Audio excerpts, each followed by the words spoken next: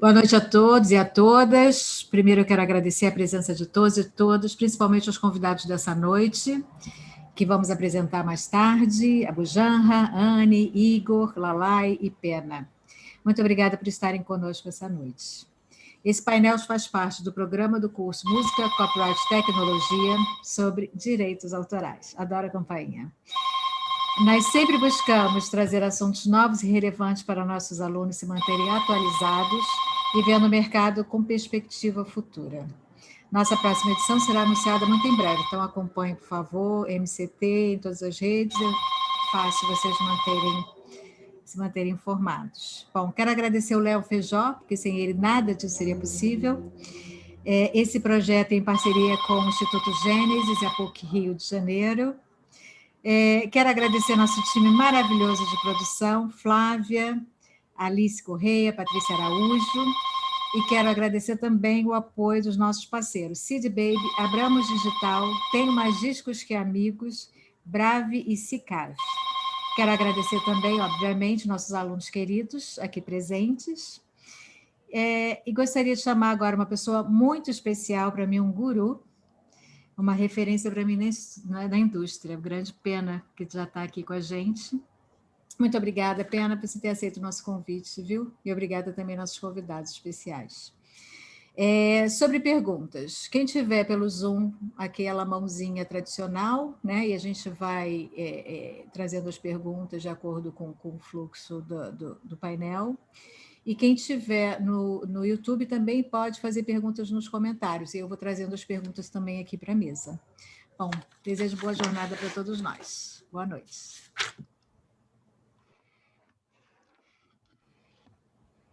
Então é comigo. Eu queria dizer para vocês o seguinte, cada fio da minha barba branca significa uma revolução que a música passou e que eu vi. Foram milhões de revoluções, algumas inimagináveis. Em 1970, jamais imaginaríamos que nós seríamos 100% digitais, né? Enfim, saímos do mundo analógico e viemos morar no reino digital. Coisas incríveis, impossíveis, inimagináveis acontecem no reino digital. Nós estamos nesse momento agora, esta semana, este mês, é uma coisa assim absolutamente recente, vendo a música se tomar de furores, um verdadeiro abafa, como diziam os cariocas, barata voa, em torno de um negócio chamado NFTs, a música e os NFTs. NFTs são Non-Fungible Tokens, que seria alguma coisa traduzida como fichas insubstituíveis. Fichas como os Tazos, que vinham nos pacotes de batata frita, lembram disso? Então, quando você cria uma representação virtual, digital de alguma coisa, aquilo pode ser chamado de um token.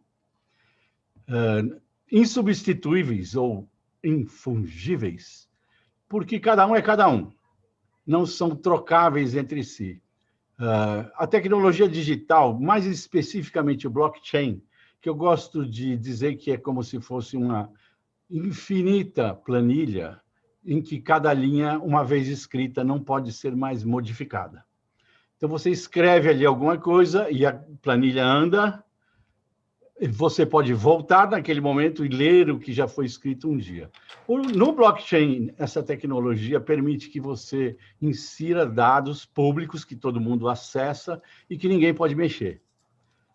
Isso é perfeito para você associar esse tipo de dado imexível com, por exemplo, uma certificação de propriedade.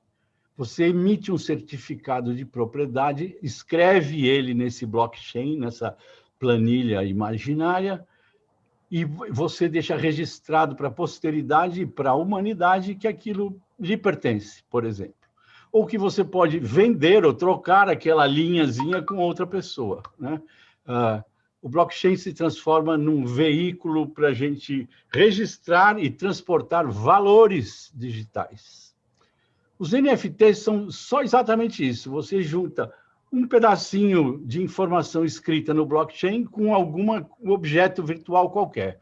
Uma obra de arte, uma música, enfim. Hoje, um colunista do jornal New York Times acabou de botar na rua dizendo que vendeu uma coluna, onde ele fala exatamente que ele gostaria de vender uma coluna. Ele vendeu por, acho que, 3 milhões de dólares. E o cara disse que estava chorando na redação, não acreditando que a coisa funcionou para ele. O que é esse frenesi todo de valores altíssimos? Uma obra de arte que foi digital, que foi vendida por 69 milhões de dólares. A Grimes, a artista canadense que vendeu pedaços da sua alma junto com fonogramas e conseguiu faturar 3 milhões de dólares. Kings of Leon também faturou, acho que 2 milhões de dólares lançando um disco, camiseta, canequinha, tudo que tinha direito, e isso tudo deu 2 milhões de dólares. Objetos virtuais associados a objetos reais. No momento, a gente está numa febre, né? Eu não chamo de bolha, eu chamo de febre, uma febre de excesso de valorização. As pessoas estão pagando milhões de dólares em moeda digital. Ninguém está desembolsando dólares verdinhos de papel. São moedas, mais especificamente Ethereums, ou Ethers, que é uma das moedas que concorre com o Bitcoin, dentro desse universo das criptomoedas.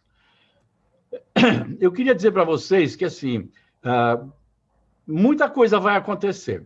Essa febre de pagar fortunas por coisas virtuais, isso pode passar, vai abaixar a bola, mas, definitivamente, a gente passa a contar com mais uma ferramenta digital e a música vai ter que aprender a lidar com isso, né? Eu acho que isso vai ser muito bacana para eliminar intermediários. Isso, por um lado, é muito ruim, porque vai botar uma porção de gente tendo que procurar emprego, mas é muito bom, porque talvez ajude os criadores, os intérpretes, os músicos, né, o pessoal que carrega o piano também, a ganhar um pouquinho mais de dinheiro.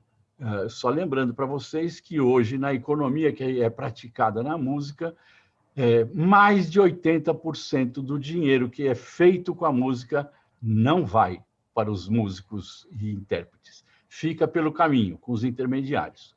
A revolução digital vai trazer agora, via NFTs, via blockchains e via criptomoedas, uma desintermediação. O artista vai conseguir se conectar com o seu fã comprador.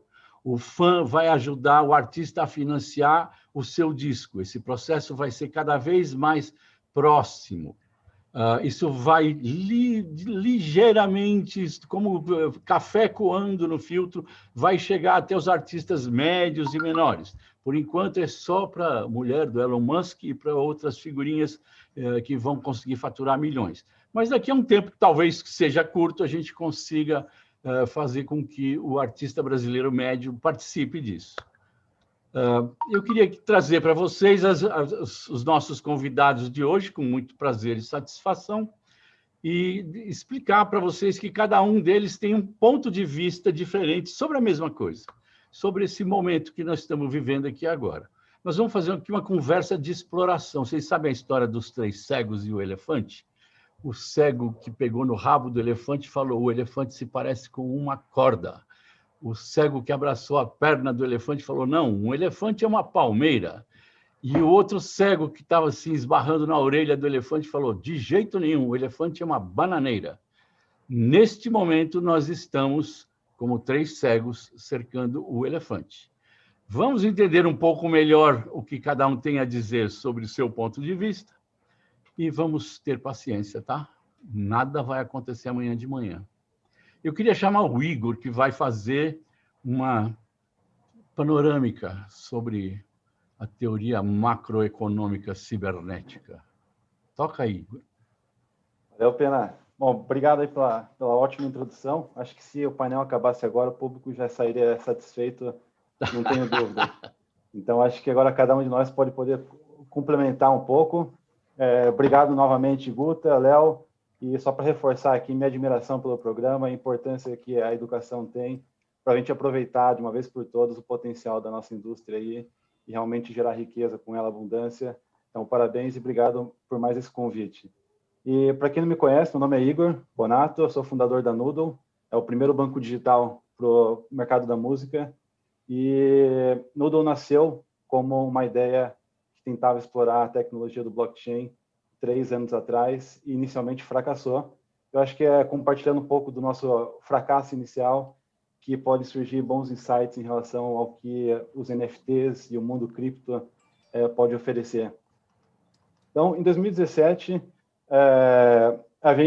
eu e meu primeiro sócio, a gente começou com a ideia de tentar democratizar o investimento na indústria criativa.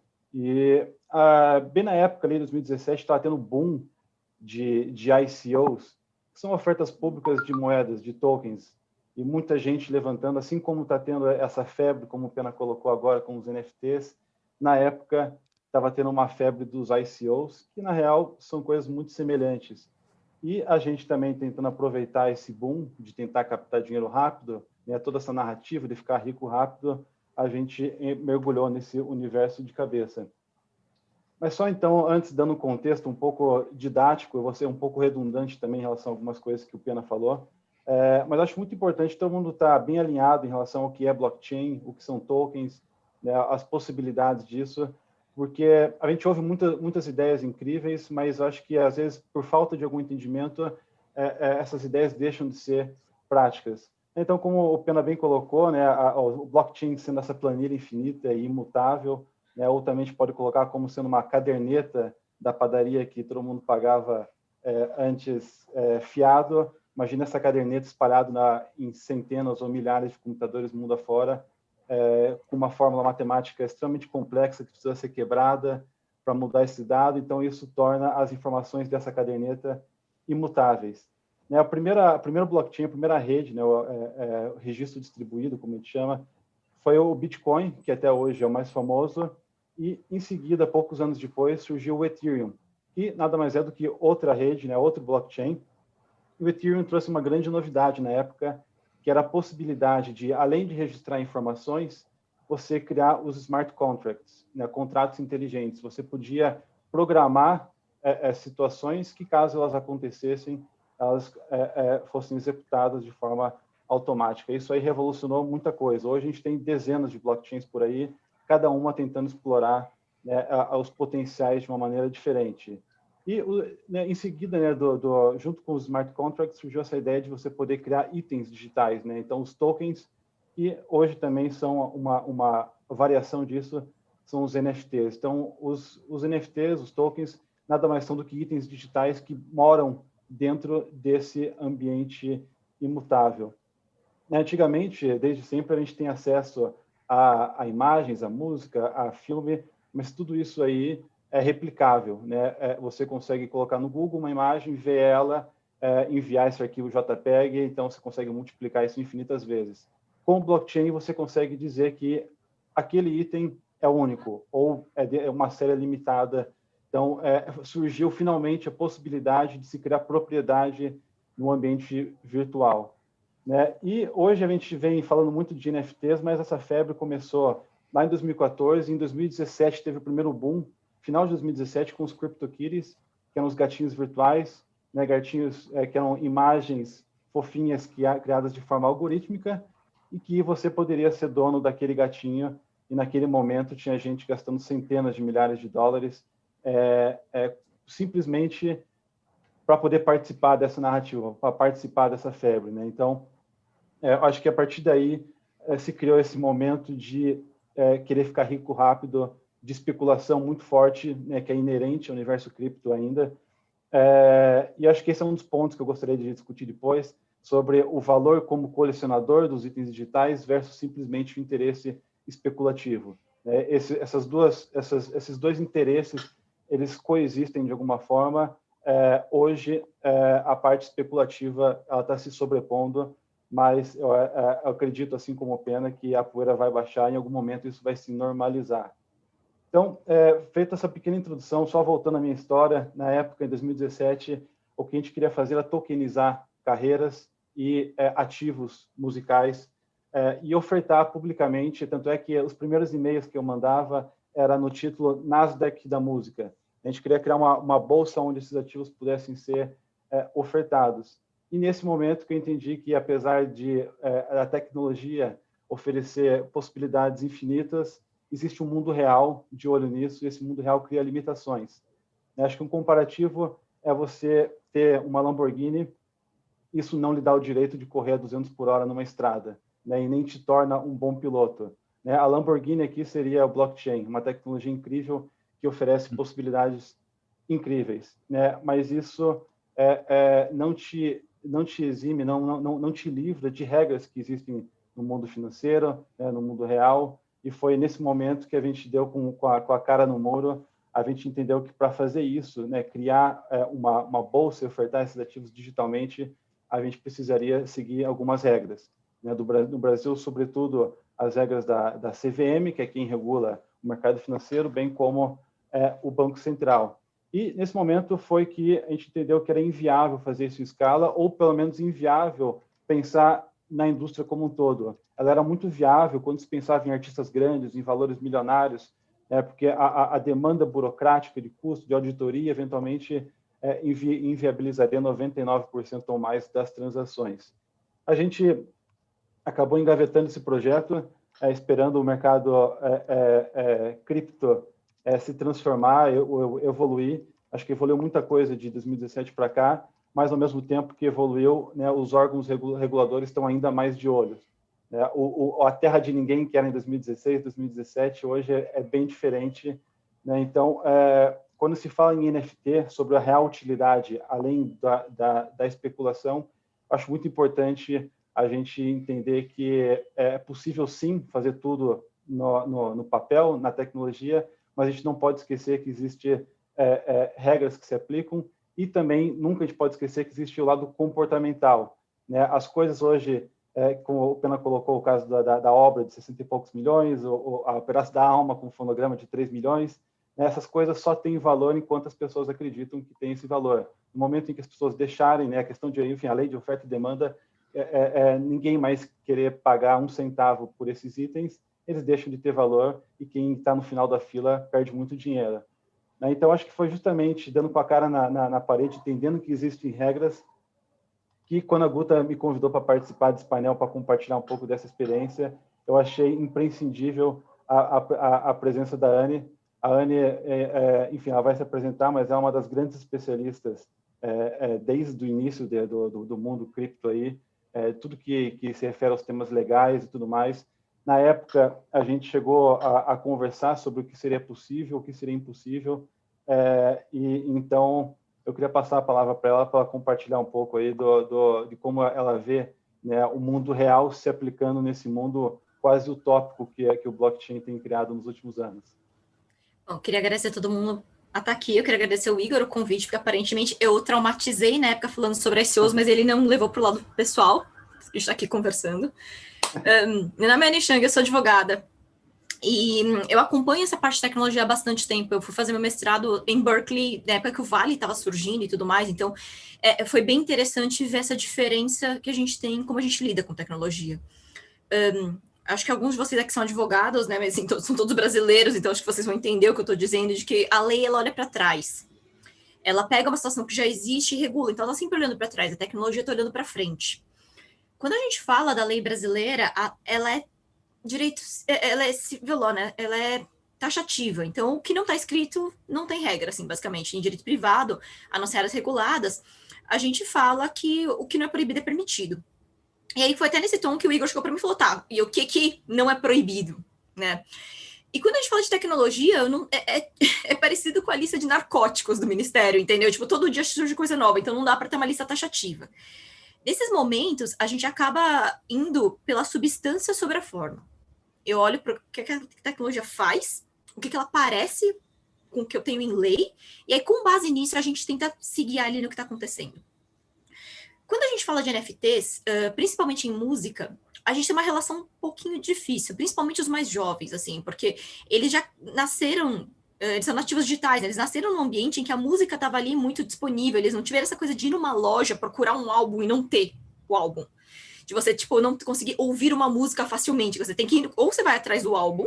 Eu falava antes do CD, tá? Mas aí me falaram que algumas pessoas não sabem que são CDs. Então você tem que ir na loja atrás de um álbum, você tinha que ouvir na rádio. Assim, ela não sabe o que é ouvir uma música e não saber o nome do artista, não saber o nome da música, não tem como descobrir isso, a não ser se esperar o locutor ali aparecer. Então, a nossa relação com música ela foi mudando. Hoje, uma boa parte das pessoas acaba confiando muito no serviço de streaming, que é um serviço que a gente sabe que remunera muito pouco o artista, mas, assim, é onde geralmente as pessoas estão, porque é muito mais barato para o usuário. É mais barato eu ter uma assinatura de Spotify, por exemplo, do que eu ir ali na Apple Store e comprar álbum por álbum que eu quero ter. E para o usuário final, a sensação que ele tem é que é tudo muito parecido. Do ponto de vista técnico, nós advogados olhamos para isso, a gente tem que conseguir separar as coisas. Então, assim, quando eu tenho, por exemplo, uma licença de Spotify, eu tenho uma licença de um direito de acesso ao acervo. Eu posso ouvir aquelas músicas. Eu não sou dona das músicas. Eu não posso reproduzir as músicas em ambiente público. Eu não posso dar isso para alguém. Não me dá nenhum direito autoral. Eu posso ouvir. É isso. Ambiente fechado, tudo mais. Quando eu compro um álbum na Apple Store, é mais ou menos semelhante. Já tem essa questão de poder baixar e tudo mais, mas assim, ainda assim eu não tenho nenhum direito autoral com relação àquela música. Eu só ouço a música. Eu não acho que eu tenho um direito que na hora que tocar no rádio eu vou ganhar royalty. É semelhante ao NFT. Eu comprei aquele token, tenho direito de acesso, em geral. Por que eu estou dizendo em geral? O direito de que você tem em relação ao NFT depende de como ele foi emitido. Então, eu tenho NFTs que me dão direito de acesso a um álbum. Eu tenho NFTs que tipo, se eu der sorte, me dão direito a sentar nas primeiras fileiras do show, das turnês que Kings of Leon vão fazer pelo resto da vida, porque eu tenho um NFT especial. Mas tudo isso está nos termos e condições de uso do NFT. Quando eu compro, eu tenho acesso a isso, eu tenho uma lista de direitos ali. É diferente de quando eu, por exemplo, compro um álbum, um vinil, e eu automaticamente, instintivamente, já sei mais ou menos o que eu recebo ali. Então, a gente tem muito dessa sensação, em parte, porque o NFT ele é novo e a gente não tem um costume com relação a isso. Então, por exemplo, NFT de arte. Tem gente que deixa imprimir em casa, tem gente que, tipo, me deixa exibir no ambiente virtual, mas assim, em nenhum momento eu achei que eu era dona daquilo ou que eu podia receber royalties em cima. É a mesma coisa no NFT de música. O que tá ali, o ativo, né, que tá no NFT, como o Igor e o Pena disseram, depende muito do que você acredita. Se tem um pedaço da alma da pessoa, pode ser que acredite nisso. Pode ser que seja só uma questão de memorabilia também. E aí, eu sei que as pessoas mais céticas vão me perguntar, mas Eni, por que eu compraria um token virtual, que eu não posso pendurar na parede, que eu não posso fazer nada com ele, mas que assim, só por ele ser único? Por que você tem um livro autografado? Por que você tem uma camiseta autografada? Você tem porque você tem. Te dá valor, tem um valor para você, entendeu? É uma coisa de colecionar, entendeu? Não é uma questão de valor econômico, de utilidade. E acho que quando a gente fala de música, principalmente, a gente tem que sair um pouco dessa ideia de utilidade, nem sempre utilidade. Tem muito de como você se sente com relação a esse ativo. E assim, uma das vantagens da NFT é que a gente permite que a cadeia produtiva seja muito mais bem remunerada, né? A gente tem algumas conversas sobre value chain ali, em que a gente discute smart contracts, né? Os mais técnicos vão me dizer que smart contracts é um termo muito ruim, que na verdade são algoritmos autoexecutáveis, eles não são contratos de verdade, porque nem todo algoritmo autoexecutável é um contrato legalmente falando, então tem essa diferença, tá? Ele permite smart contracts que remuneram automaticamente a cadeia. Então, por exemplo, se eu tenho um smart contract que me fala que quando você revende meu NFT, eu, artista, recebo uma parte, não importa para mim se quem revendeu tem 13 anos de idade, não é uma parte juridicamente válida de um contrato. Eu recebo mesmo assim. O blockchain, ele é a realidade dos fatos, né? Então, juridicamente falando, às vezes não tem uma correspondência. Então, assim, o primeiro passo é separar um pouco as situações, entender que a gente não tem uma tradução jurídica completa, né? E tentar entender também quais são as vantagens, porque assim, se a gente puder remunerar melhor os artistas e a cadeia produtiva, talvez a gente consiga democratizar algumas coisas. A gente tem alguns artistas que estão no Patreon, por exemplo, com uma mesadinha, que dizem que se sentem muito mais livres para produzir dessa forma do que dependendo de gravadora, de diretor comercial, porque aí tem até criativamente falando, eles têm uma liberdade maior e tudo mais, e também porque eles têm um contato maior com o público. A gente tem também alguns artistas, como por exemplo a Amanda Palmer, que é uma super entusiasta do Patreon, né? Que fala que, olha, eu cobro $1 para qualquer coisa, assim. Se cobrar $5, pode baixar o que você quiser, porque na verdade, esse $1 que eu cobro não é pela minha arte. É $1 para criar uma comunidade próxima, para não ter que lidar com as redes sociais. Eu não quero lidar com trolls, eu quero ter uma comunidade um pouco mais saudável, eu cobraria menos se o Patreon deixasse. Se você quiser ser um mecenas, quiser patrocinar a arte, então o NFT ou esse tipo de modelo colaborativo, ele traz muito para você. E aí, nesse sentido, o NFT ele é muito mais seguro do que um site, né? Porque ele tem uma tecnologia ali, ele tem uma transparência muito grande em que a gente consegue realmente ver algumas coisas. Mas eu acho que a gente tem pessoas muito mais qualificadas que eu aqui para falar sobre cadeia de valor. Então, Pena, eu vou devolver para você a palavra. Tá. André, então você vai falar sobre cadeia de valor? Não, eu acho que o André vai falar sobre a experiência dele já como um usuário dos NFTs e um artista se mudando de mala e cuia para dentro do mundo digital. Breve, André Bujanra será ele mesmo um token. Diz, André, como tem sido a sua experiência? Como você chegou nisso? O que aconteceu?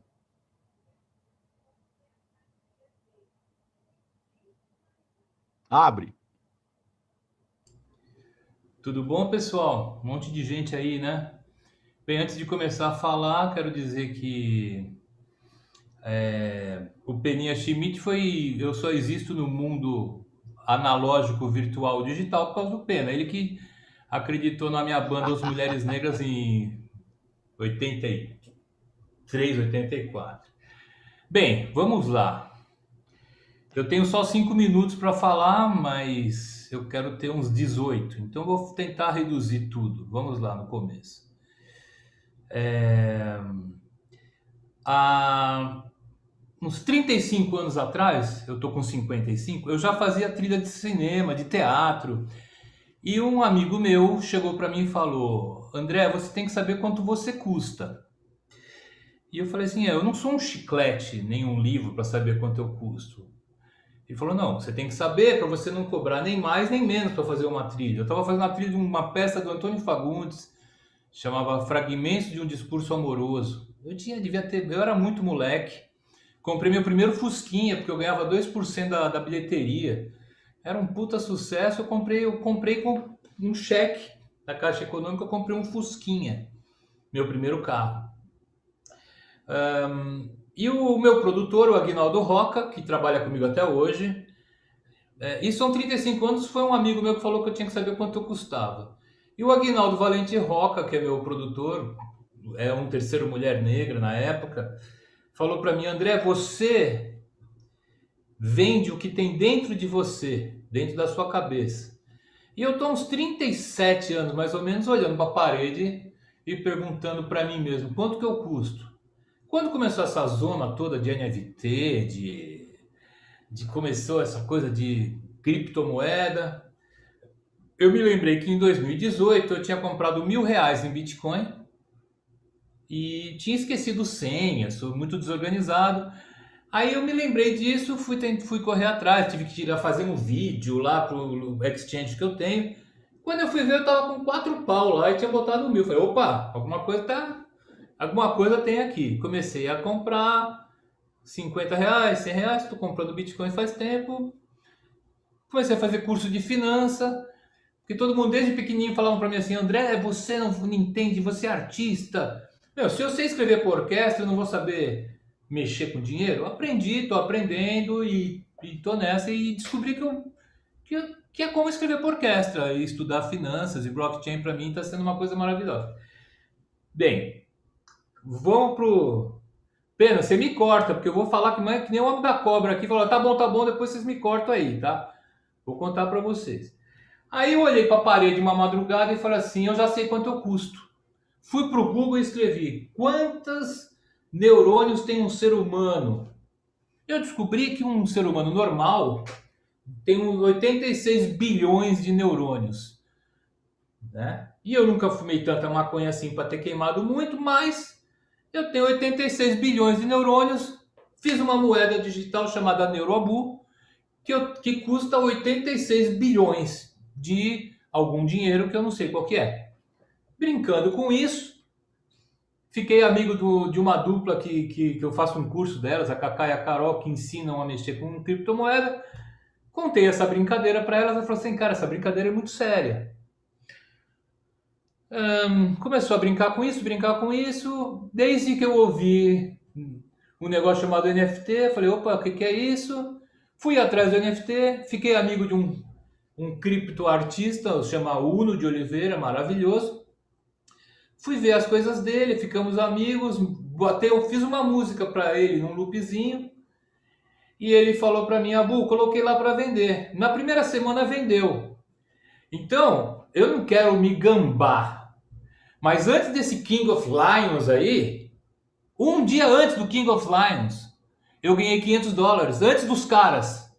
Eu não sou o primeiro músico brasileiro que ganhou dinheiro com NFT. Eu sou o primeiro músico brasileiro, o primeiro músico antes dos King of... Ou cacete aí, desculpa, eu falo palavrão. Eu sou o primeiro. Não interessa como, porque eu fui esperto. Fiz uma música para um criptoartista, que é maravilhoso, ganhei meus $500.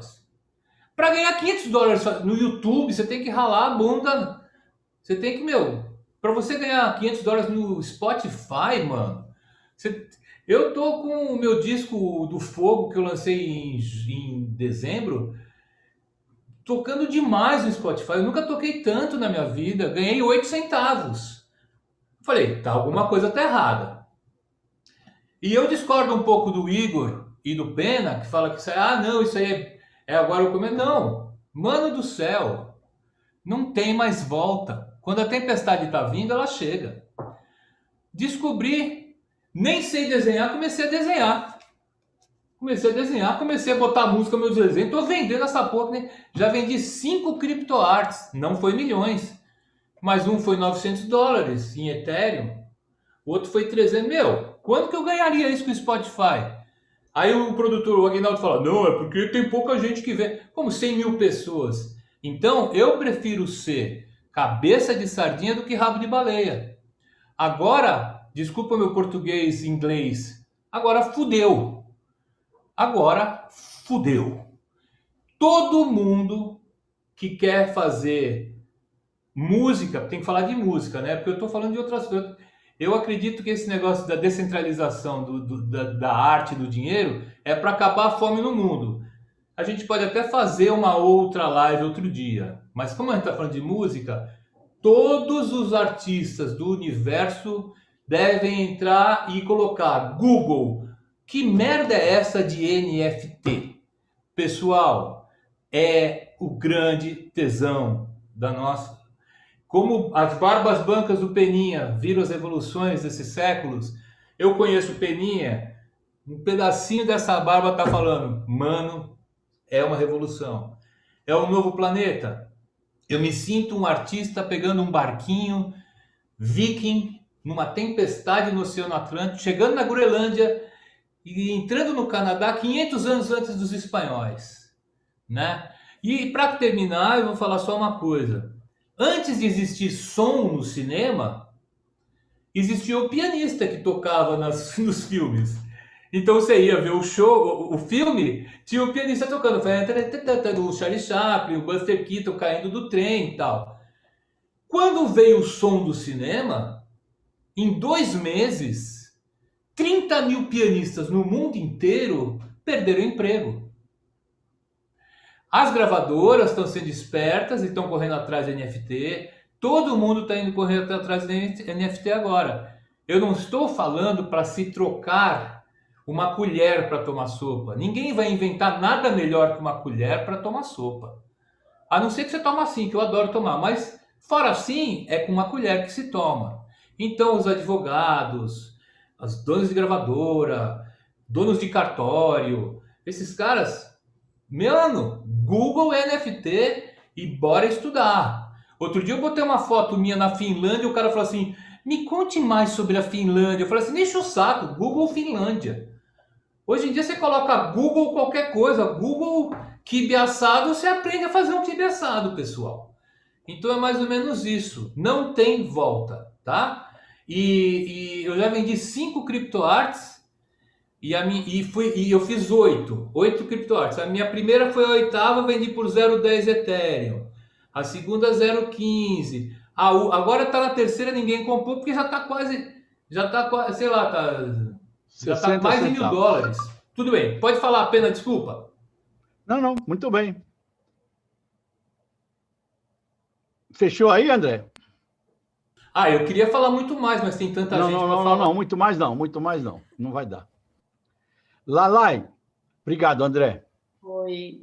Você tem, assim, com certeza, uma parte do seu currículo tem a ver com coisas do futuro. Você é uma pessoa que gosta de olhar para a tendência antes dela existir. O que você enxerga vindo por aí? Você que já tem uma visão tão clara, eu vi um artigo seu muito bom, explicando tudo isso que nós estamos conversando aqui, mas eu acho que você já tem uma visão lá para frente, para o mês que vem. O que vem por aí, Lalai? Na verdade, eu não sei.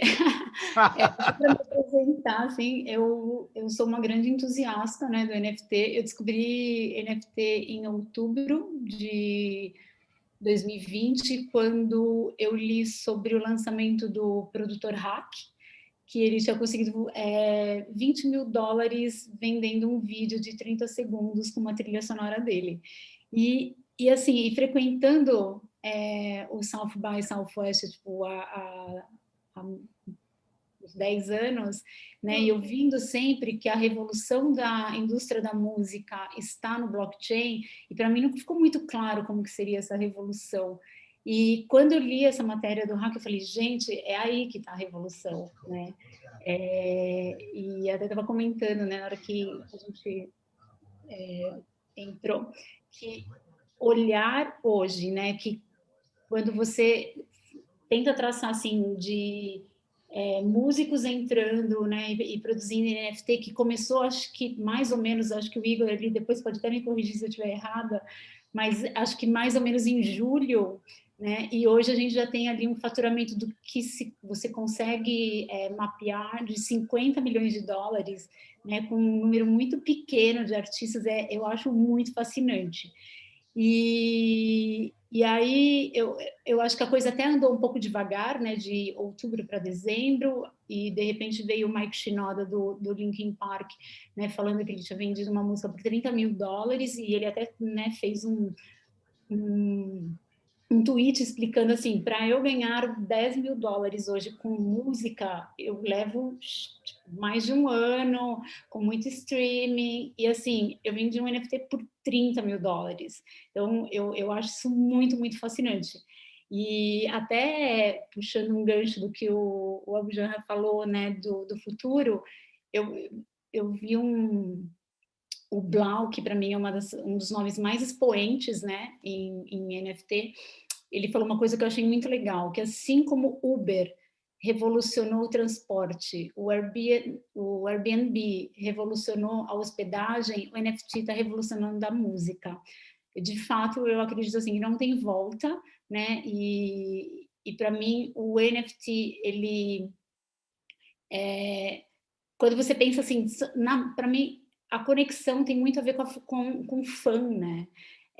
E eu gosto muito de perceber que hoje os artistas, eles se retroalimentam, é muito comunidade, é muito fã conectando e comprando, porque acredita, né? Acho que o Kings of Leon, para mim, foi o maior exemplo, e eu nem gosto do case deles, eu acho que teve um oportunismo ali, acho que tiveram erros, né, para quem acabou comprando, mas eu acho que ele atingiu um público que a maioria dos artistas, que a maioria é EDM, né, e de música eletrônica, não tinha atingido. Então, ele entrou nessa parte mais do rock, né, que também tem essa coisa muito do fã.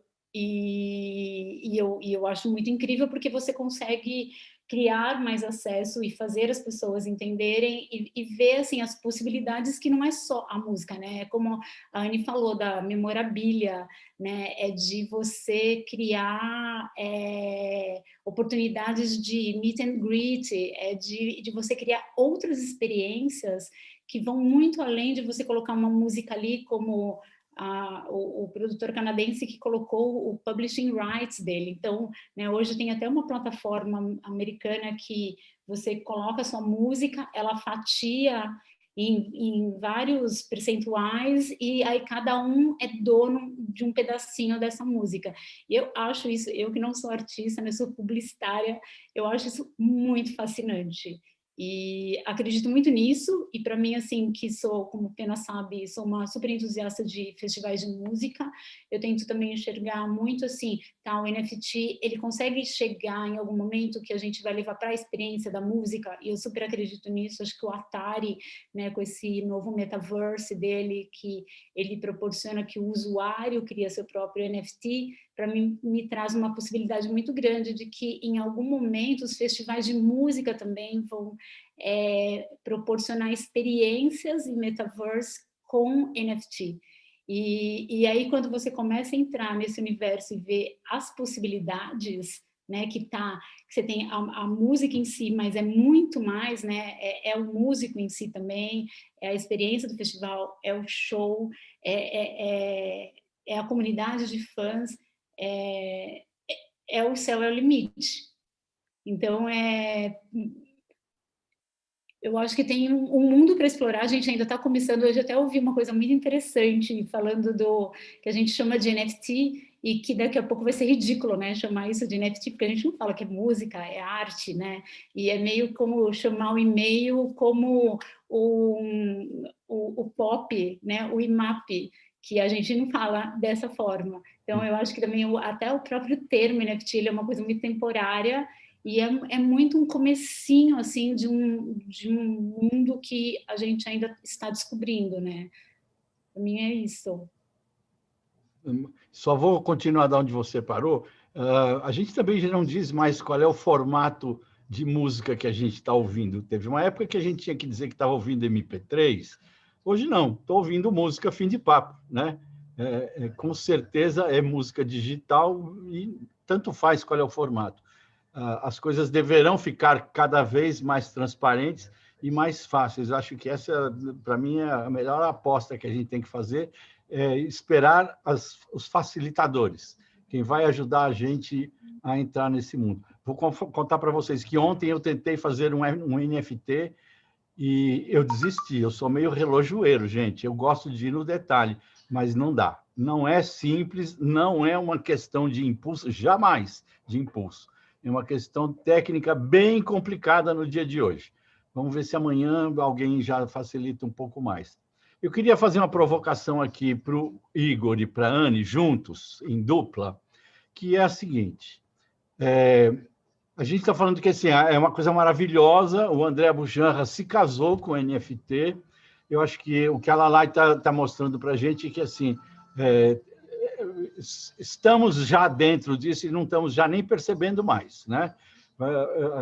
Agora, aparentemente, é muito simples, muito sem esforço, magicamente as coisas acontecem, mas eu fiquei sabendo que custa uma fortuna fazer um NFT, uma fortuna em quilowatts, uma fortuna em energia para manter essa rede de confiança que sustenta essa planilha infinita. É necessário um dispêndio de energia elétrica muito grande. Tem um site que está se especializando em tentar avaliar esse custo de cada NFT. Ontem eles estavam falando que assim, um NFT sem maiores contratos subsequentes, enfim, um NFT simples, custa 1.000 quilômetros de automóvel em energia, né? Isso é um gasto gigantesco. Como é que a gente pode começar a trazer isso para dentro da equação? Quem paga essa conta, além dos nossos descendentes na atmosfera poluída? Diga, Igor, diga, Anne. Eu vou fazer um comentário bem rápido e passar para o Igor, que eu acho que ele tem uma visão melhor disso. Mas é que, assim, eu entendo essa crítica e, assim, depende muito do blockchain que você usa, tá? Os blockchains mais antigos, o blockchain Bitcoin, por exemplo, é um negócio monstruoso em gasto de energia e é um blockchain extremamente ineficiente. E muita gente ainda usa Bitcoin. Então, assim, depende muito do blockchain que você usa. Quanto mais a gente tem blockchains especializados, mais a gente reduz esse custo, primeiro ponto. E o segundo ponto, que é uma coisa que a gente já fala em outras indústrias, eu não sei se é uma comparação justa, porque ninguém calcula quanta energia o Spotify usa para rodar, para poder comparar. Porque o justo seria comparar maçãs, não maçãs e laranjas, né? Então, assim, quando a gente fala de Bitcoin, por exemplo, que é esse blockchain pesadíssimo, a gente fala do tanto de energia elétrica que custa mais do que, sei lá, alguns países europeus pequenos. Mas a gente não fala quanto que o sistema bancário usa também. Então, tem um pouco ali de eficiência. O parte do problema é que uma vez que eu registre alguma coisa no blockchain, ele fica rodando. Então, assim, falar que o NFT ele consome tudo isso, tem que ter qualquer conta. Pode ser que você esteja me falando que é porque aquele registro está no bloco, que é rodado toda hora, ou pode ser que você tenha um smart contract agregado, entendeu? E aí vai depender muito de como esse smart contract é feito. Mas, Igor, você que trabalha mais com isso. Eu sou um palpiteiro, né? Porque como empreendedor você não é especialista em nada, mas você tem que permear por todas as áreas. Então você tem que entrar um pouco na cabeça do consumidor, da tecnologia, da questão regulamentária. Então, nesse sentido, né, como a Anne colocou, o Bitcoin como sendo o primeiro blockchain em escala, o primeiro blockchain público, inclusive, a forma que ele funciona basicamente são computadores resolvendo um desafio matemático. Então, da mesma forma que o teu computador hoje, se você colocar alguma coisa mais pesada para fazer, ele vai esquentar e vai comer muito mais bateria, muito mais energia, imagine isso aí distribuído em milhares ou, não sei se já chega em milhões de computadores mundo afora. Tanto é que eu acho que a comparação hoje é que consome a rede blockchain do Bitcoin consome mais energia do que a Dinamarca ou algo assim, pode ter passado, né, inclusive. Tanto é que a segunda ou a terceira geração de blockchains que surgiram, depois de Ethereum, inclusive, o grande apelo era formas mais eficientes e mais democráticas, inclusive, de se minerar. Minerar, basicamente, é gerar novos tokens. Então, na época, surgiram ali, em 2014, 2015, começou a surgir alternativas, né? Versus o computador fazer uma forma matemática, tem outros tipos, né? Então, esse aí que faz uma forma matemática se chama Proof of Work. Então, tem Proof of Stake, Proof of Authority, e deve ter outros já também que eu já me perdi. Mas são formas mais democráticas, inclusive, porque hoje, se você com um computador comum pluga na rede do Bitcoin, você não vai ganhar nada porque você tem um laptop ali versus, né, empresas que têm, enfim, fábricas ali gigantescas com muito, muito poder de computacional. Existem algumas das redes que estão se especializando, alguns dos blockchains que estão se especializando em NFTs, estão falando em utilizar, né, Proof of Stake, e alguns já nasceram desde o início em Proof of Stake, que ele é mais ecologicamente correto, digamos assim. Então, acho que a gente está nos primórdios, esse é um problema resolvível, né? Ele é um problema hoje, certamente não será um problema dentro de poucos meses ou dentro de poucos anos aí, no máximo. Mas enquanto as pessoas acreditarem, tem essa coisa quase que mágica do Bitcoin, por ser o primeiro, ainda vai existir muito consumo de energia.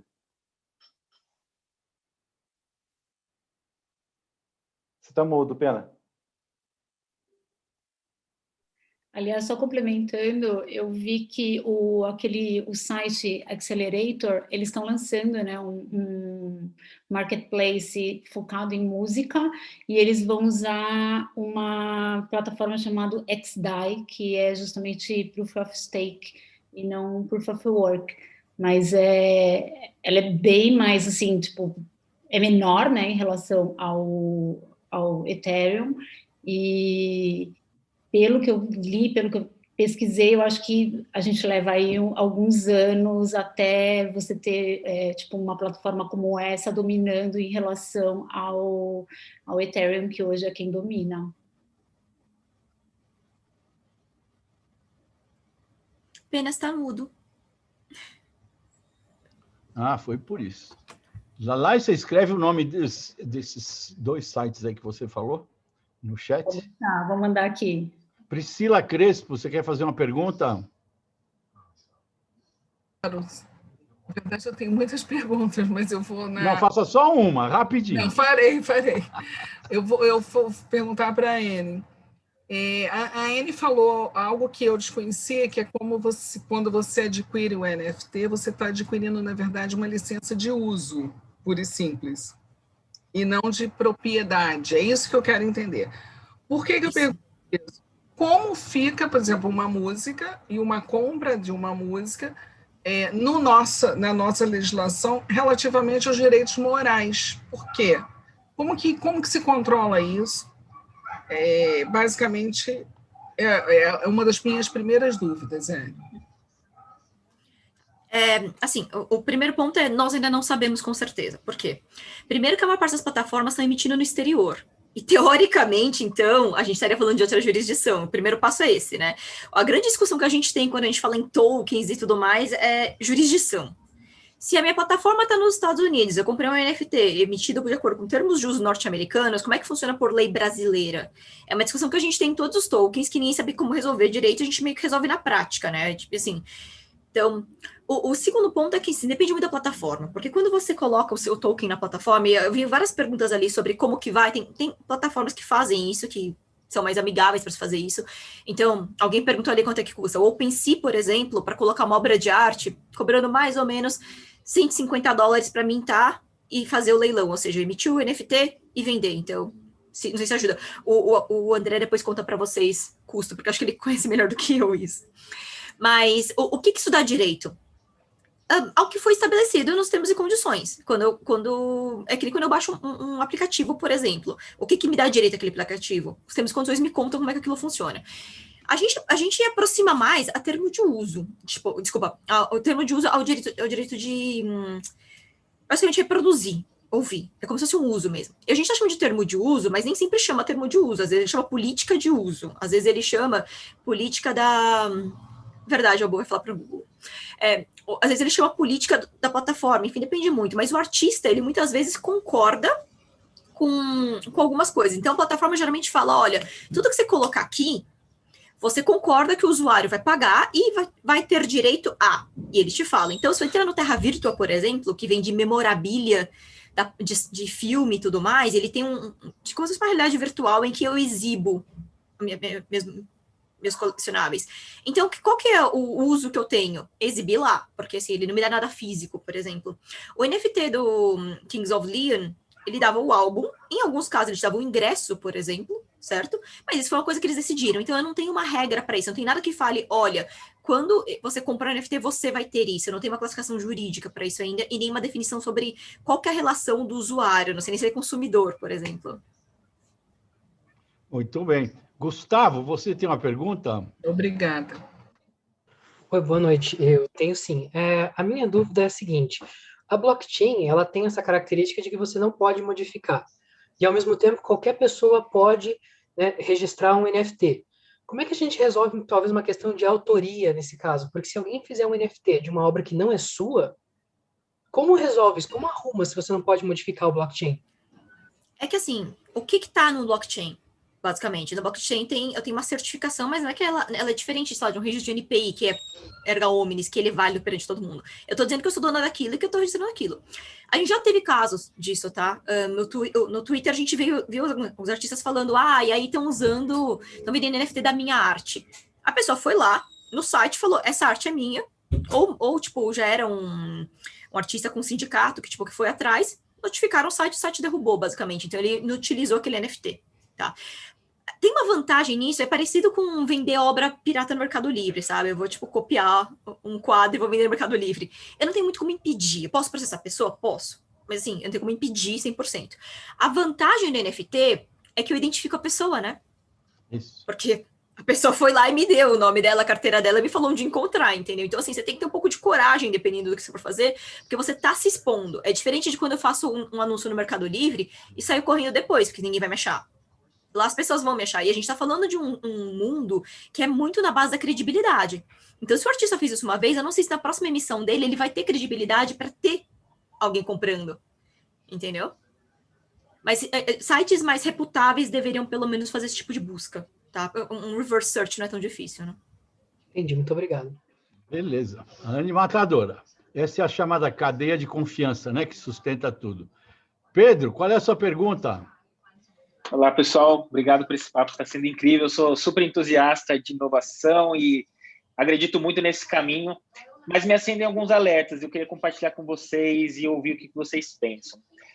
O Pena até mencionou da desintermediação, e isso eu acho que é um caminho muito maravilhoso para o futuro da música, mas eu penso em dois quesitos. Primeiro, que a complexidade ainda, talvez a gente precise de intermédio, seja do usuário ou do artista, para trafegar na plataforma. Tudo bem que ela está na curva do aprendizado para ficar mais macia, mais fácil.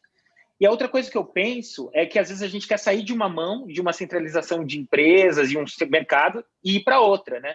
Por exemplo, com as movimentações e anúncios recentes do NFT, o Ethereum quase duplicou de valor de janeiro para agora. Então, tem muita gente ganhando só com essas especulações.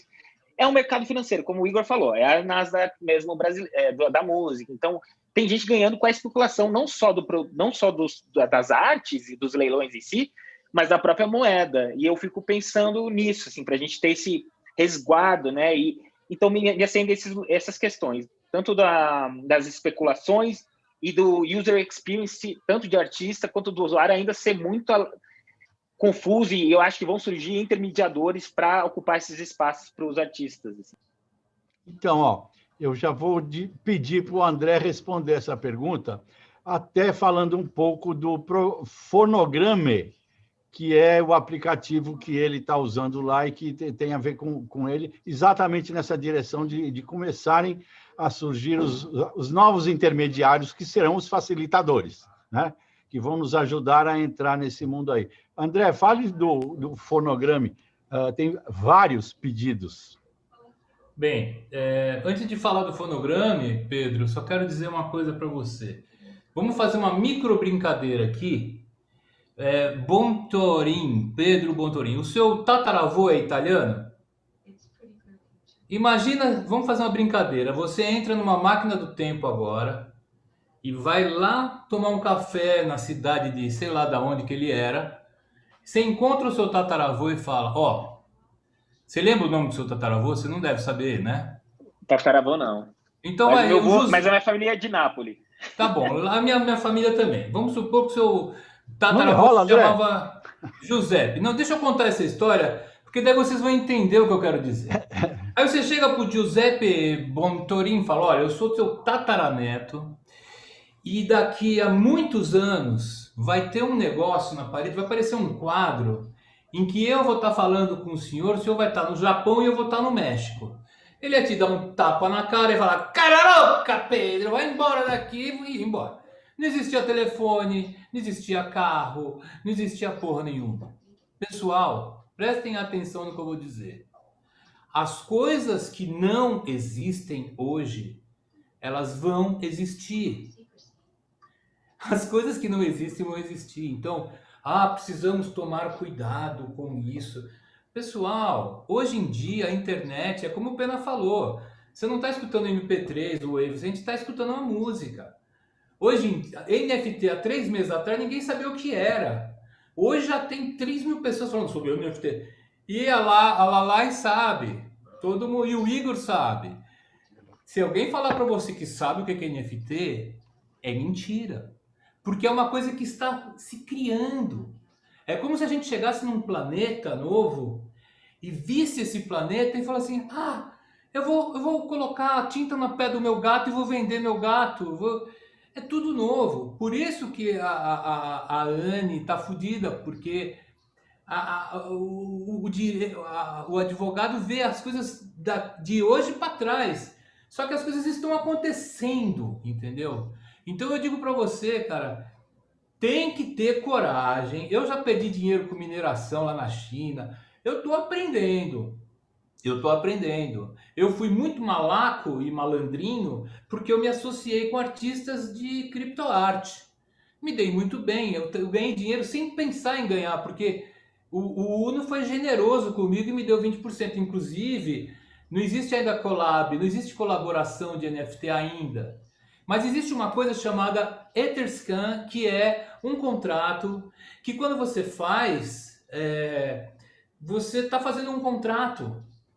Eu estou muito feliz, porque eu nunca consegui assinar meu nome igual. Quando eu vou no cartório, o cara fala assim, não, sua assinatura está errada. Mas eu sou o André Bujanra, eu juro que eu sou. Não interessa, se não está certo o nome aqui.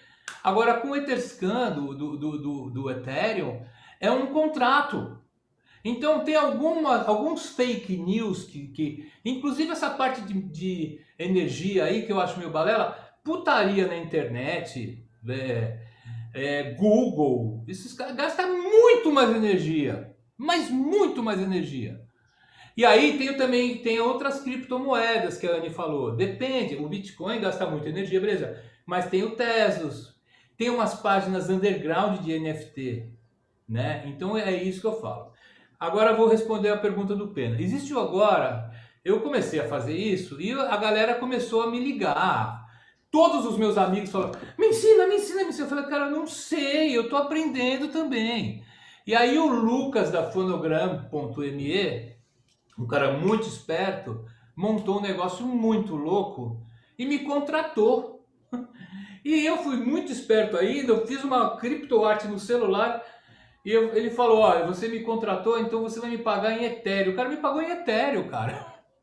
E aí ele me deu um texto, eu coloquei o texto no celular e comecei a falar. Tem um vídeo meu falando sobre esse negócio aí. Tinha um monte de advogado, um monte de texto. Você acha que eu sei o que eu falei? Não tenho a menor ideia do que eu falei, só que todo mundo fala, o Abu Janra é um gênio, eu sou nada, não entendo porra nenhuma. Eu estou me enfiando de cabeça nessa história. Eu quero que todo mundo se enfie na cabeça. E assim, quem for virginiano, muda de signo. Esse negócio de NFT não é para você ter muita dúvida. Vai enfiando a cabeça, vai enfiando a música, vai fazendo as coisas. O futuro está aí. A gente não sabe direito o que vai acontecer. Eu acho, por intuição, que não tem mais volta mesmo e que vão inventar um monte de coisa. E essa coisa do Ethereum é muito legal, porque agora tem também, tem o Cardano, tem o ADA Cardano, né? Que são coisas assim, hoje em dia, vamos supor, tá, Pedro? A gente faz uma música. Aí eu posso colocar no Etherscan assim, olha, o Pedro vai ter 20% da minha música, mas não tem cor. Quando tocar no Spotify e eu ganhar 8 centavos, ele vai ganhar 20% de 8 centavos, vai ganhar 1,36 centavos pro resto da vida. Aí, você compra uma música minha por $1.000 e no dia seguinte, você vai vender essa música por 7 milhões de euros. Pro resto da vida eu vou ganhar 10% disso. Então é um mundo muito louco. E esse negócio do Etherscan é muito lindo, viu, Pena? Porque tem o tal do DAO agora, então uma coisa que você pode inventar o que você quiser ali dentro. Olha, eu vou fazer o King of Lion, eu vou dar uma célula do meu cérebro para a Anne, e vai tá tudo lá, tudo escrito. É como se fosse um registro ali no Etherscan, né? Então existem alguns fake news, por exemplo, isso é lavagem de dinheiro. Quem é que vai querer lavar dinheiro se está tudo escrito para o mundo inteiro? Ninguém vai querer lavar dinheiro, isso é mentira. A coisa da energia elétrica eu entendo que se gaste muito, mas também eu acho que eu não vejo muita pornografia, mentira. Mas deve gastar muito mais energia também. Pirâmide, é mentira. É só colocar lá o que é blockchain, 5 minutos, para você ver que não é uma pirâmide, é um negócio... Ou talvez com um computador quântico, talvez alguns malucos vão conseguir craquear. Mas hoje é praticamente impossível você entrar num blockchain. Ponto, parei de falar. Fala aí, Pedro. Posso complementar, Pena? Pode. Vai, Igor, depois a Lalai.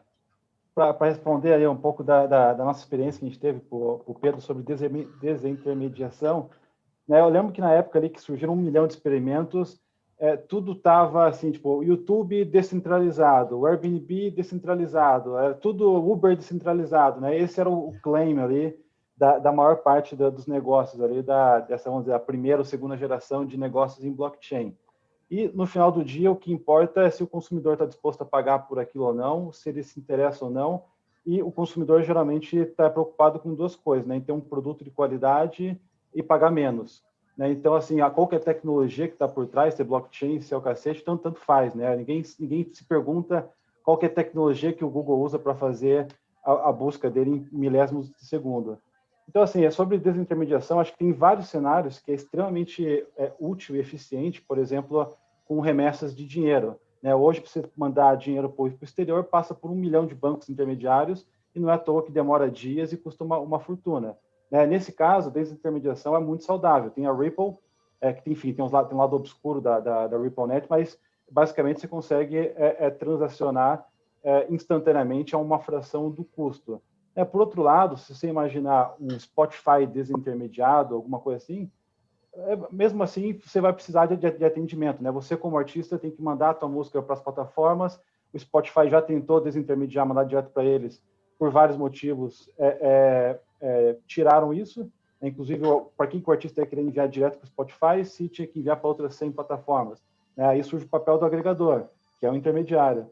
Então, assim, eu acho que em vários cenários é muito bom a eliminação de custos com a desintermediação, mas ainda assim, no final do dia, eu acho que tem vários motivos para existirem alguns intermediários no meio do caminho para garantir um bom atendimento, para garantir, né, que as coisas aconteçam como deveria ser. Desculpa. Muito bom, Igor. Percepção. Desculpa, só para complementar sobre o fonograma, com PH, tá? Fonogram.me. É muito bonito o Pedro e Igor, e o que o Igor falou também é muito interessante, porque esse Fonogram.me vai ser o primeiro NFT de música, em que as pessoas as gravadoras podem entrar lá. Por exemplo, o Paulo Calazans, que produziu meu disco com Peninha, produziu Mulheres Negras com Peninha. Ele fez a introdução da música do Djavan, do Oceano, lá do Djavan. Ele pode, no fonograma.me, colocar um NFT só dessa introdução lá. Um baixista que tocou a música de qualquer música, do Caetano Veloso, ele pode tokenizar só aquele baixo. Sei não. Então, pode sim, Pena. Pode. Então Doutoras. Então entrem lá no fonograma.me, porque isso é uma revolução maravilhosa. Isso é uma revolução maravilhosa. Parece ficção científica, mas é verdade, não é ficção, é presente. Como é que é a coisa que não é ficção, é o antônimo de ficção? É isso mesmo que eu estou falando lá, coloca lá, para música. Só que é uma coisa muito nova, todo mundo fala assim, isso aí não acontece, mas acontece sim. Tá bom. Lalai, você ia falar alguma coisa? Esse tá bom aí foi uma ignorada sua, né, seu puto? Tchau. Eu acho que, assim, hoje a gente ainda tem um problema, né, de interface, mesmo que o marketplace ele já está muito mais amigável, mas você ainda tem que entrar, né, no blockchain, você precisa fazer sua carteira, então eu acho que ainda tem alguns empecilhos para que o fã se conecte e compre do artista que ele gosta. E, para mim, tem uma revolução, né, acontecendo que não está na música, mas, para mim, ela vai chegar na música em algum momento, que é o NBA Top Shot, que você entra, né, no NBA lá para comprar as figurinhas e para comprar os shots de vídeo, e o usuário, ele não tem noção de que ele está ali comprando um NFT, porque eles conseguiram criar, né, adapters, eles conseguiram criar uma interface que você compra com o seu cartão de crédito, que já integra com a parte de blockchain e faz toda a transação. Então, para o usuário, isso fica muito mais fácil.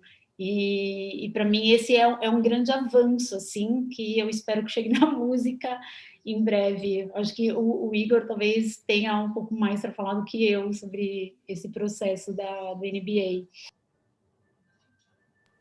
Pode falar, assim, Igor. O que eu acho, assim, que a gente sempre tem que olhar por várias perspectivas, né? Do ponto de vista do fã, do usuário, do consumidor ali, é uma perspectiva, né? O quão amigável é de se conseguir adquirir algo que você quer. Do ponto de vista de quem está emitindo, do artista ou do proprietário de algo, é uma outra perspectiva, né? Qual que é, o quão fácil o quão eficiente é você emitir um NFT, por exemplo, e de nada adianta, né? Você emitir um NFT se você não tem público ou se o seu produto é ruim, né? Acho que a tecnologia não muda em nada isso. E, por fim, tem a terceira perspectiva, que é onde eu acho a mais complicada, particularmente, que é do ponto de vista de quem está investindo ou adquirindo, né?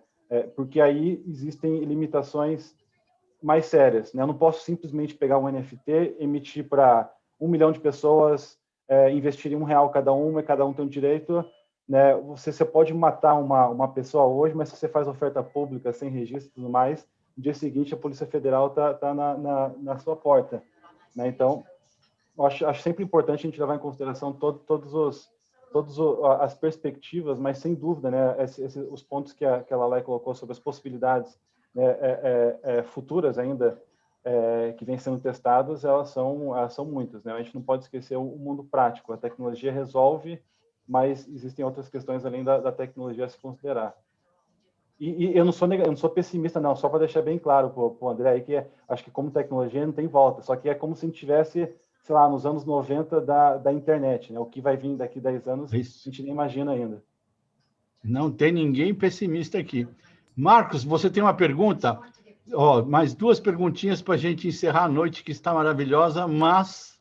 Diga lá, Marcos. Sim, primeiro, parabéns, né? Estou achando super interessante, assim, dentro do que a gente está conseguindo entender, né? Porque realmente é tudo muito novo. Mas o que me vem à cabeça é o seguinte, no nosso caso aqui, especificamente no Brasil, essa transferência do fonograma, em geral, ela se dá por cessão ou licenciamento. Então, assim, a gente usa muito essa palavra venda, né? Quando se imagina em tokenizar o fonograma e colocar ele numa blockchain e tal, para poder alguém adquirir, dar aquela sensação de que a pessoa compraria o fonograma, né? E o interesse dela, de repente, teria sido despertado na expectativa dela ganhar dinheiro com aquilo. Mas aí a gente tem também o lance do ECAD, a execução pública é paga através do ECAD, o registro do fonograma é feito no ECAD através do ISRC, que estabelece ali o percentual de cada um.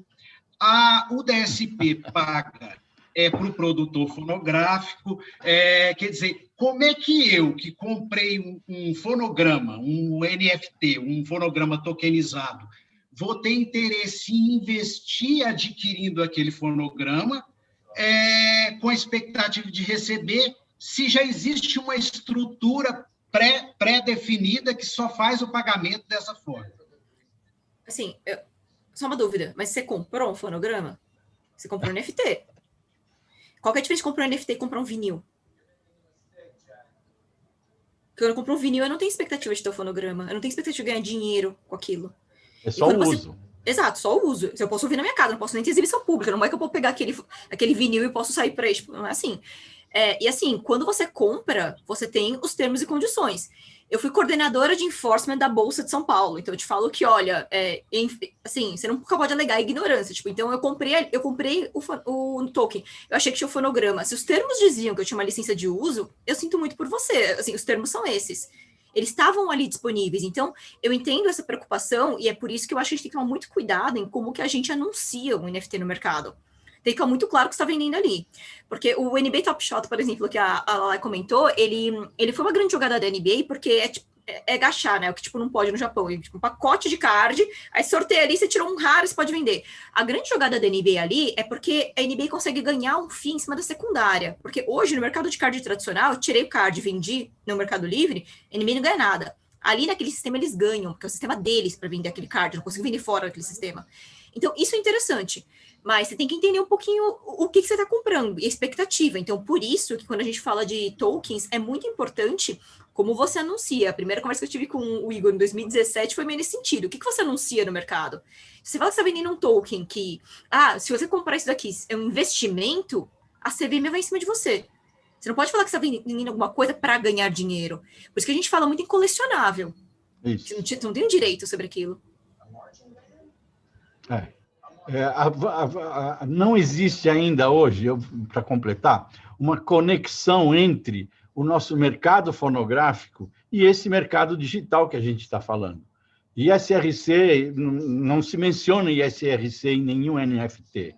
Você pode até colocar, mas não faz parte do jogo ainda. ECAD, muito menos, né? Então, acho que né?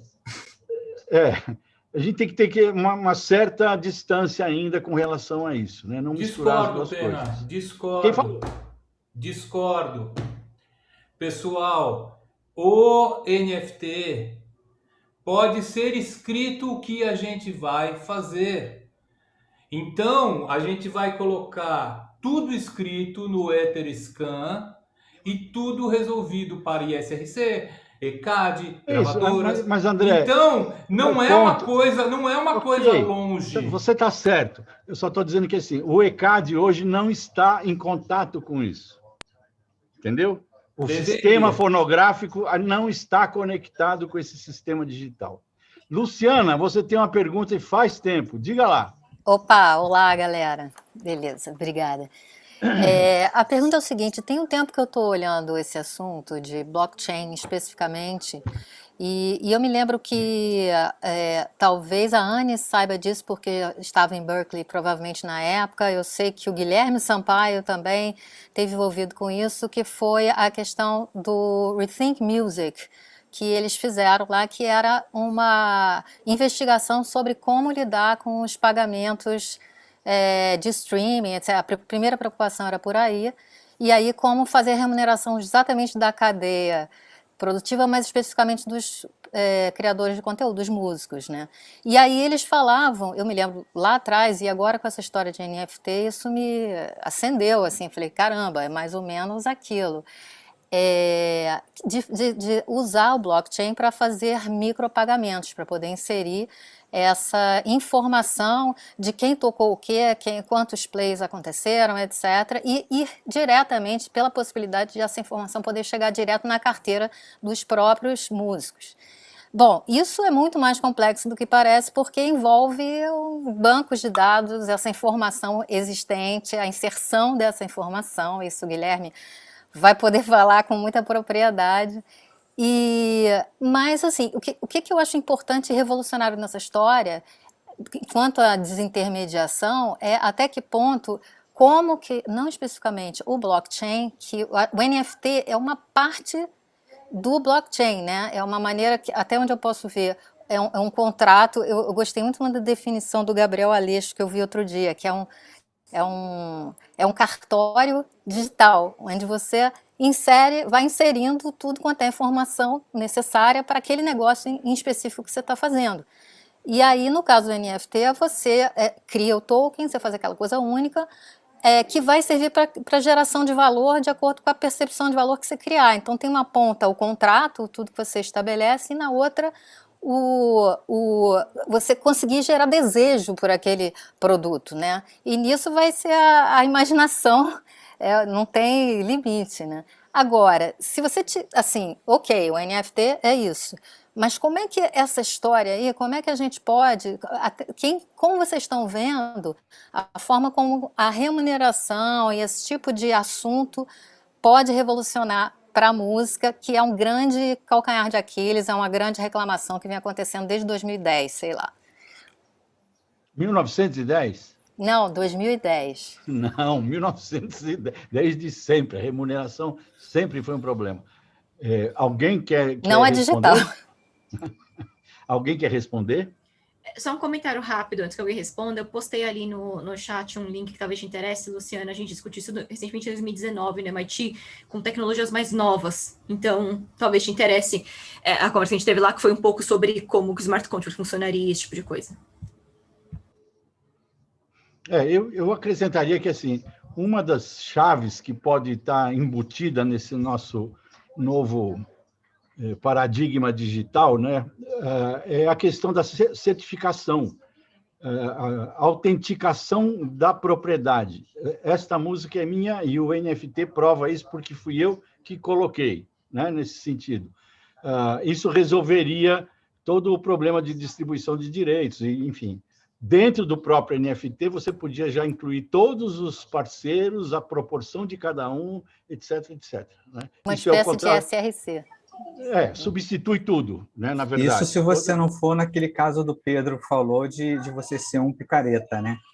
Não, mas aí você vai preso. Aí é outra história, porque o seu nome está lá, né? Você não consegue ser anônimo, né?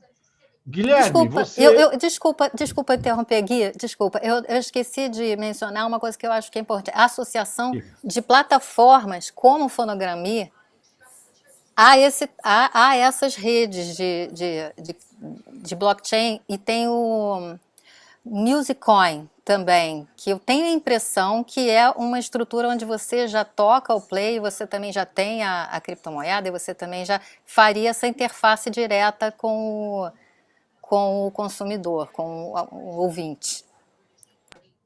André, sabe, o Fonograma está associado a alguma dessas grandes plataformas hoje, tipo como é que chama? Então, o Fonogram.me tem um monte de advogados, inclusive tem advogados do ECAD trabalhando, tem um monte de gente, tem uma coisa jurídica muito grande, porque é um problema muito grande essa coisa de SRC, essa coisa de como que o músico vai receber, né? Então, ainda já está no ar. O Lucas é o que está organizando isso. Então, assim, tem muita gente vendo todos os pontos que pode dar problema, que pode... Então, é uma coisa muito nova, né? Eu realmente não sei. Até perguntaram aqui, uma menina perguntou aqui no chat aqui do YouTube, André, onde você estuda? Eu falei assim, eu futuco, eu estou futucando, estou aprendendo futucando essas coisas, né? Então, eu me sinto... O meu filho falou para mim que eu nasci 60 anos depois e ele nasceu 60 anos antes, porque ele não sabe nem mandar e-mail. Eu fico meio angustiado com tudo, porque eu sinto, sabe, Igor, Pedro, até o Pena, eu sinto, sabe, que a gente... Eu vou explicar. Eu sinto que a gente... não adianta você chegar num planeta novo com uma mochila das coisas antigas. Agora, como é um planeta novo, vamos deixar as coisas que deram errado antes, desde 1910, que o artista está tentando receber direito autoral, né, Luciano e Pena? Então, agora é um momento muito novo para a gente... O Aguinaldo está me dando bronca, falando que eu estou muito exaltado, mas é que eu quero que vocês... Vamos ficar criogenados agora, ou eu vou escrever um livrinho, enterrar daqui a 30 anos vocês abrem o livrinho. Agora é isso. Tá bom. Tá bom de novo, hein? Pena, para de me criticar tanto. Guilherme, eu posso. Guilherme, cadê você? Tem perguntas, Guilherme? Bem-vindo por aqui. Levantar a mão para falar, né? Guilherme tem fãs aqui. Não, eu tenho algumas colocações sobre um monte de coisas, na verdade, que eu até me perco aqui. Eu acho que questão de sociedades e etc., eu acho que é questão de fluxo, né? Você hoje precisa ter um ISRC, então você faz isso na sua sociedade, depois você pode fazer o cadastro numa blockchain e tokenizar isso, transformar isso, criar o contrato de uso que você quiser. Isso já foi feito em diversos experimentos antigos já, né, pela Imogen Heap, por exemplo, quando ela lançou um single em que ela definia exatamente o custo e o tipo de uso, e o custo para aquele inerente daquele uso, onde você podia entrar no site dela, nessa plataforminha, pagar com Ether, e aí adquirir, fazer um download ou ouvir só a música, e aí pagar uma coisa baratinha.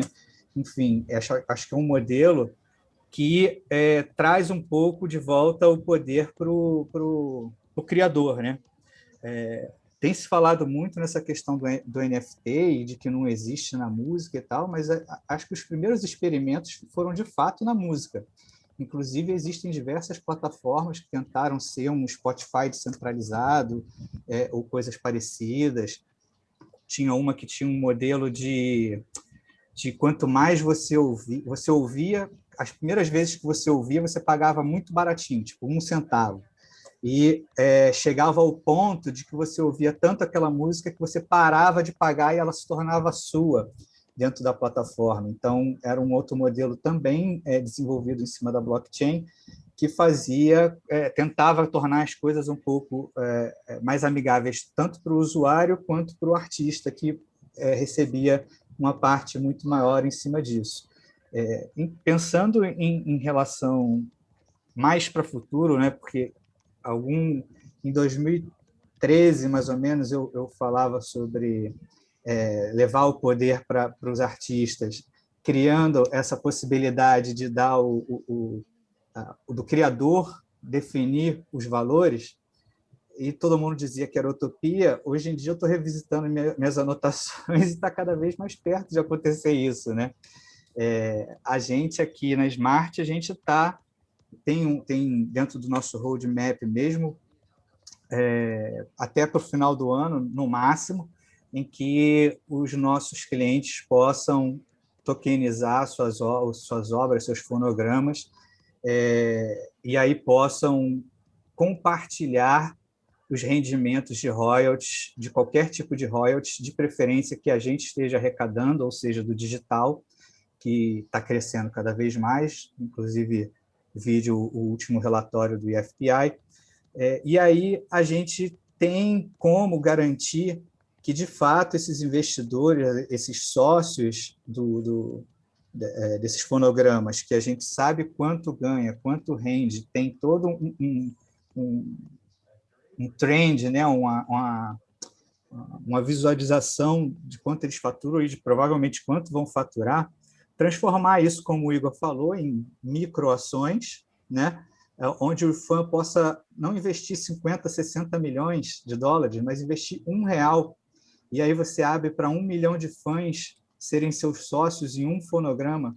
Imagina você criar uma equipe de marketing de 1 milhão de pessoas que vão começar a ouvir a sua música, e o artista, automaticamente, nessa primeira venda, ele já se capitaliza com uma grana enorme, né, que pode chegar, assim, aos 60, 50 milhões, talvez não de dólares aqui no Brasil, mas de reais, e com certeza essa música vai render muito mais do que o que ela já rendia nesse período, né?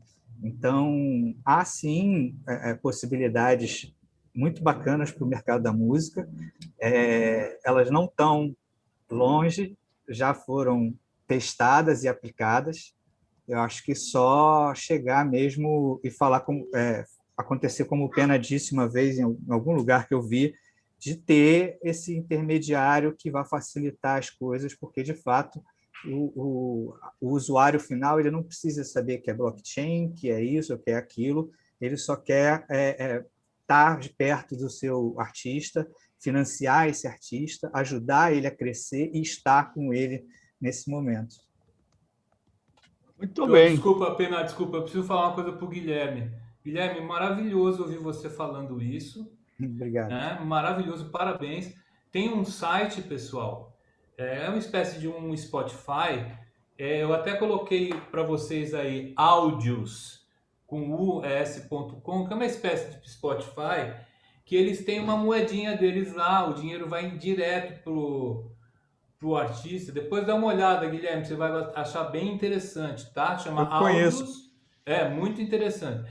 E isso que o Guilherme falou também, olha só que bonito, para mim, que sou um artista mediano, né?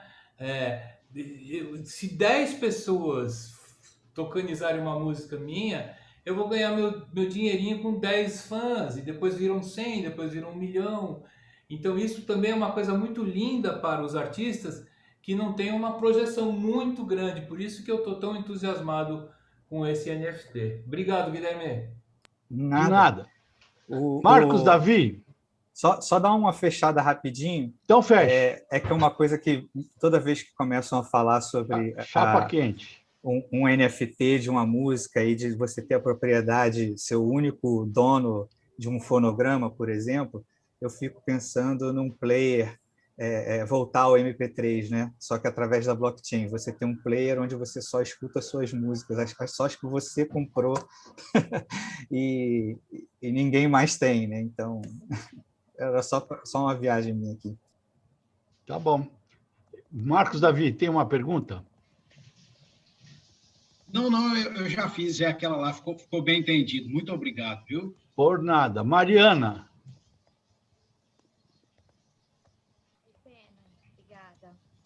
Fale mais alto.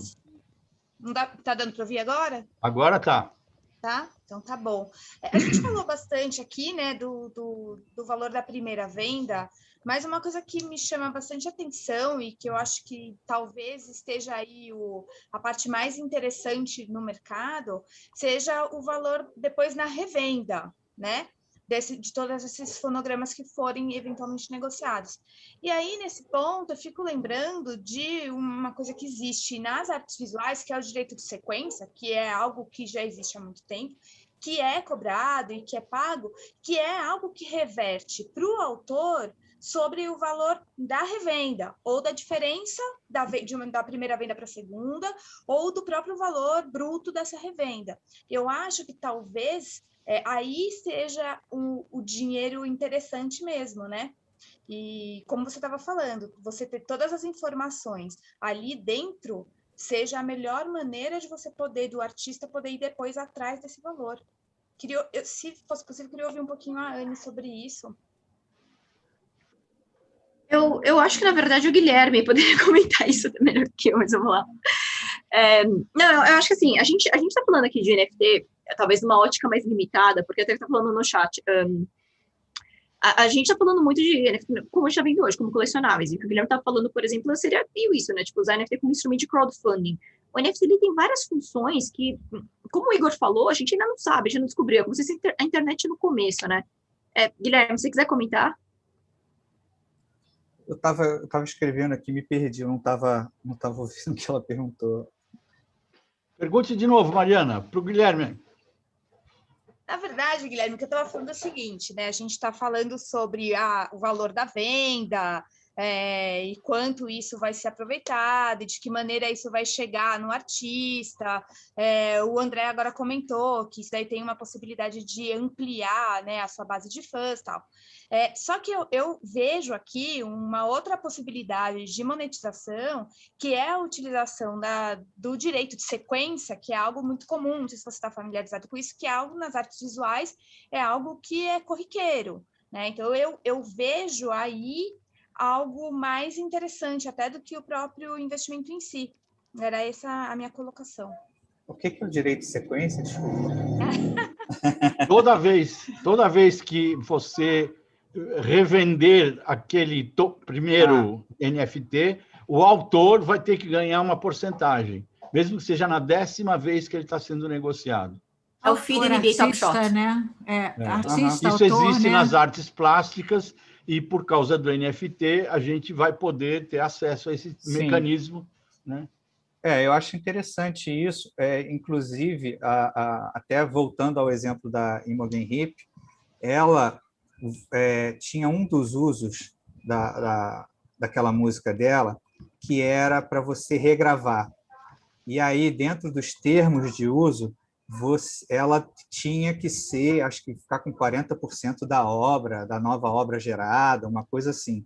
Então, eu acho que vai um pouco de encontro com isso. E eu acho justíssimo ter essas participações e entrar nesse bolo, assim como todos os músicos deveriam entrar e todo mundo que participa e que até fora da blockchain estão sendo lesados. Então, eu acho maravilhoso. E, inclusive, isso pode trazer uma coisa que eu tinha pensado já há um tempo, que a gente provê na nossa plataforma, na Smart Rights, por exemplo, acontece muito do artista, ele está começando, ou de repente ele não tem dinheiro, e aí ele pede para um amigo fazer uma capa, o outro amigo faz o marketing, e aí vai todo mundo fazendo na amizade, né?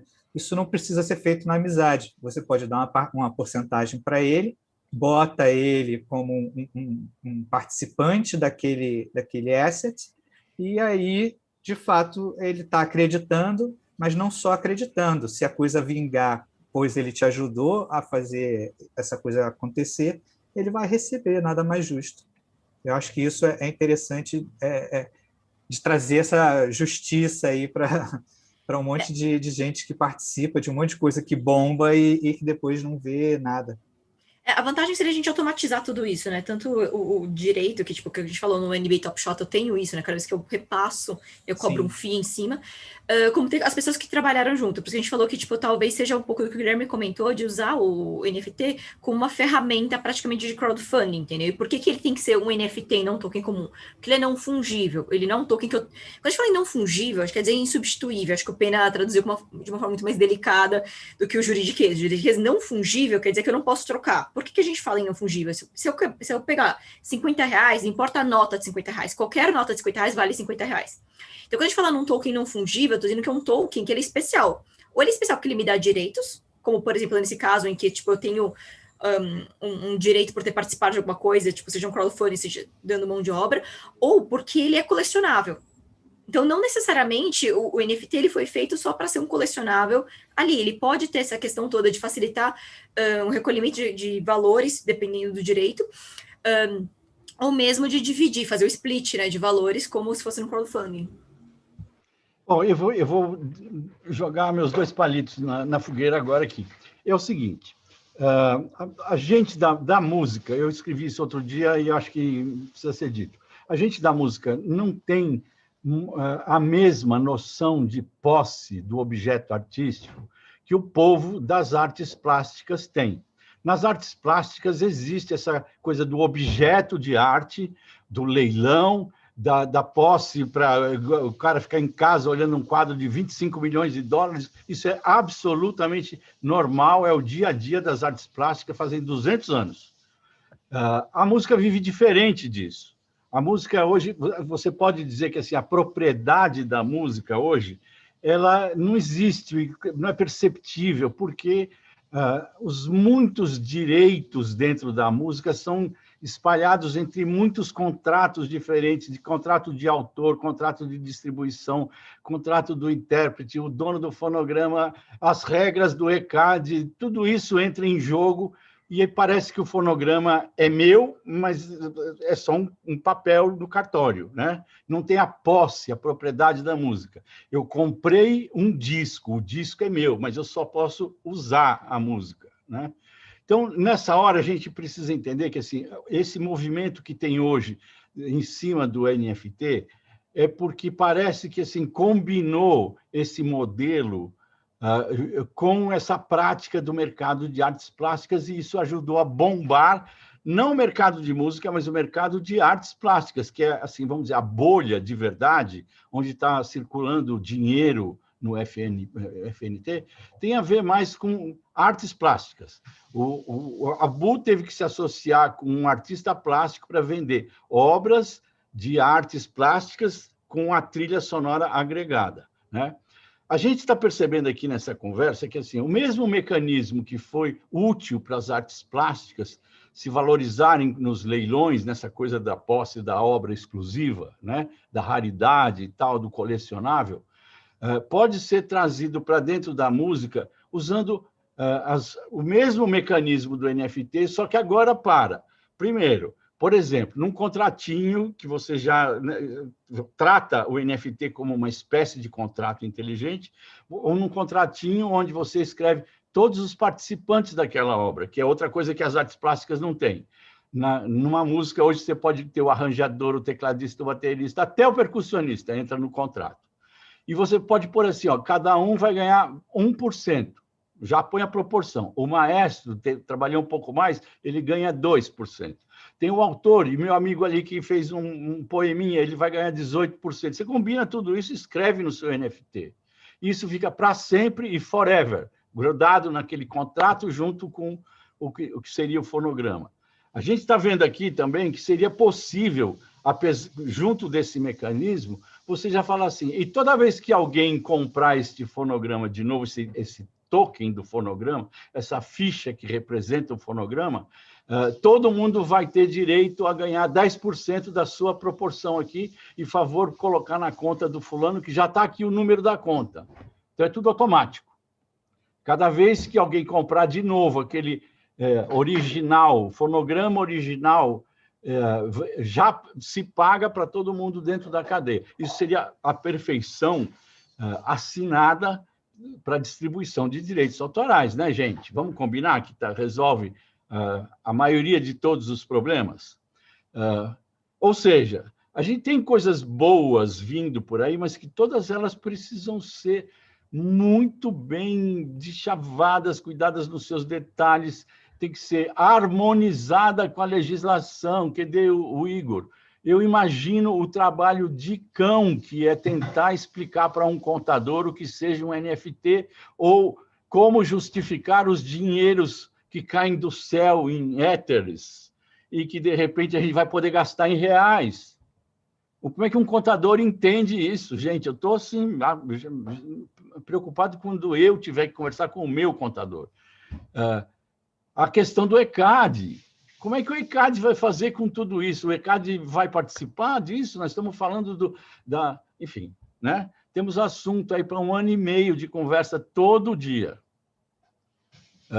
Mas eu acho que por hoje a gente podia ir jantar, né? Tudo bem? Concordo, Pena. Concordo. Noite maravilhosa, super mediação, incrível. Adorei ver vocês todos por aí. Apareçam. Maravilhoso. Quero mais uma vez agradecer aqui nossos convidados, André, Ana, Lai, Igor, Pedro também ajudando as perguntas. Pena, maravilhoso. Boa noite para todos. Foi maravilhoso. Vamos fazer outras provocações e outros encontros para falar sobre o assunto, porque eu acho que ainda vai ter muita coisa ainda pela frente. Ótimo. Nos vemos. Bachos. Boa noite. Beijos. Boa noite.